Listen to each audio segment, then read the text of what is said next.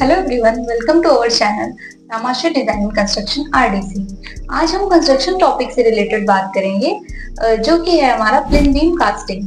इसके बारे में हम आज समझेंगे कि इसकी शटरिंग कैसे अप्लाई करनी चाहिए, टाई बीम की कास्टिंग कैसे करनी चाहिए और इसमें जो वाइब्रेटर इस्तेमाल करना चाहिए वो किस तरह से इस्तेमाल करना चाहिए। इसका जो टेक्निकल पार्ट है वो आपको हमारे सर आर्किटेक्ट बीके वर्मा जो कि फाउंडर हैं आरडीसी के, वो एक्सप्लेन करेंगे। सबसे पहले तो हम लोग ये जानेंगे कि राइट मेथड या सही तरीका क्या है प्लेन बीम को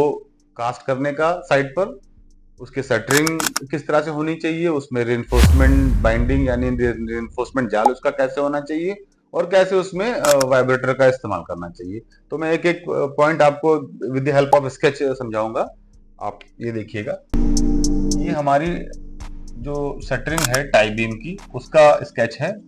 और ये हमारा रिइंफोर्समेंट है जिसमें हम रिइंफोर्समेंट में जिसमें मेन रिइंफोर्समेंट बार्स हमारी ये हैं और जो हमारी रिंग्स है वो रिंग हमारी आउटर पार्ट पे है और ये हमारा रिइंफोर्समेंट शटरिंग है,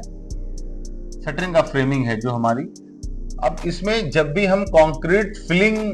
स्टार्ट करेंगे तो हम इंश्योर करेंगे कि ये जो हमारा कंक्रीट कवर है रिइंफोर्समेंट के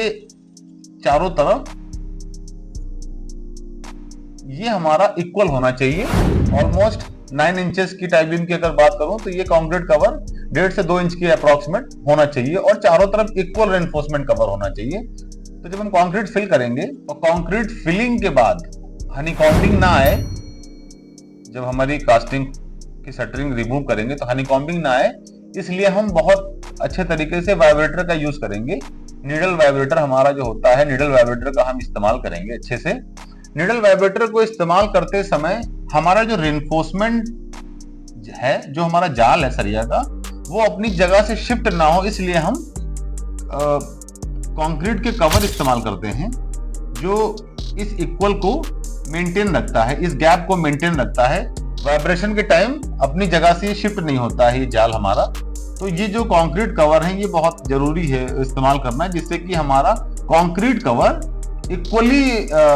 डिस्ट्रीब्यूट हो जाए, चारों तरफ हमारा कंक्रीट कवर इक्वली आए। क्योंकि वाइब्रेटर को इस्तेमाल करने के बाद इनमें शेक होता है, कंपन होगा कि जिससे हमारा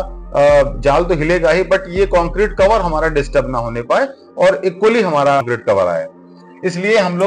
हम जब शटरिंग करते हैं तो शटरिंग हमारी दोनों साइड से और बॉटम पार्ट में 3 तरफ से हम शटरिंग का इस्तेमाल करते हैं। और वाइब्रेटर के इस्तेमाल के टाइम इस शटरिंग को बहुत अच्छे से बैटन से या बाइंडिंग वायर से बहुत अच्छे से ग्रिप कर दिया जाता है कि वाइब्रेटर के इस्तेमाल के टाइम कहीं से भी हमारा जाल शिफ्ट ना होने पाए। अमूमन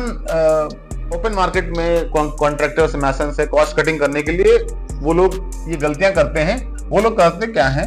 रिइंफोर्समेंट बाइंडिंग की जो हमारे जाल बना रखा है, इसको जब टाई बीम वो कास्टिंग करते हैं तो वो लोग लोहे के फर्मों का इस्तेमाल करते हैं। इस तरह से लोहे की प्लेट्स आती हैं, उनका इस्तेमाल करते हैं। एक्चुअल क्योंकि मार्केट में 10 फीट की ही अवेलेबल है ये हमारी प्लेट्स, तो क्या करते हैं जब हमारी टाई बीम 10 फीट से ज्यादा होती है तो रेस्ट पार्ट को वो लोग क्या करते हैं, ब्रिक से बॉक्स बना लेते हैं और बॉटम पार्ट में भी वो लोग ब्रिक्स का ही लेयर बना के लेइंग करके, ब्रिक का ही लेइंग करके इस पर वो लोग अपना रिइंफोर्समेंट जाल रख देते हैं।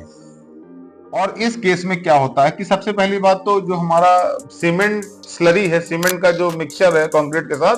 वो ये चूंकि हमारे ब्रिक क्ले प्रोडक्ट्स हैं तो ये एब्जॉर्ब कर लेते हैं, सीमेंट वाटर कंटेंट को एब्जॉर्ब कर लेते हैं, जिससे कि हमारी कंक्रीट का भी जो स्ट्रेंथ है वो अचीव नहीं हो पाती, वो भी डिस्टर्ब हो जाती है और हम वाइब्रेटर का भी इस्तेमाल प्रॉपरली नहीं कर पाते हैं। ये ड्रॉबैक है इस सिस्टम में। इसके अलावा कुछ जगह कॉन्ट्रैक्टर ये भी गलती करते हैं कि वो लोग साइड्स तो यूज करते हैं शटरिंग में, शटरिंग की साइडें तो इस्तेमाल करते हैं, बट बॉटम पार्ट में वो फिर वही गलती करते हैं कि वो भी ब्रिक ही बिछा देते हैं, ब्रिक की ही लेयर बिछा देते हैं। और ब्रिक की लेयर, चूंकि एक ब्रिक हमारा क्ले प्रोडक्ट है, हम जानते हैं कि हमारा क्ले प्रोडक्ट है, तो वो वाटर को एब्जॉर्ब कर लेता है और वाटर एब्जॉर्ब होने से कंक्रीट का जो रेशियो है, कंक्रीट की जो स्ट्रेंथ है वो हमारी डिस्टर्ब हो जाती है। इसलिए तरीके से देखा जाए जो सही तरीका है टाई बीम की शटरिंग का और टाई बीम कास्ट करने का, जो सही तरीका है वो हमारा ये है, जिसमें हमारी बॉटम पार्ट में भी साइड लगनी चाहिए, साइडों में भी प्लाई लगनी चाहिए, दोनों साइडों में भी लगनी चाहिए और कंक्रीट कवर जरूर इस्तेमाल करनी चाहिए कि जिससे हमारी कंक्रीट कवरिंग चारों तरफ इक्वली आनी चाहिए। तो ये तरीका हमारा कास्टिंग का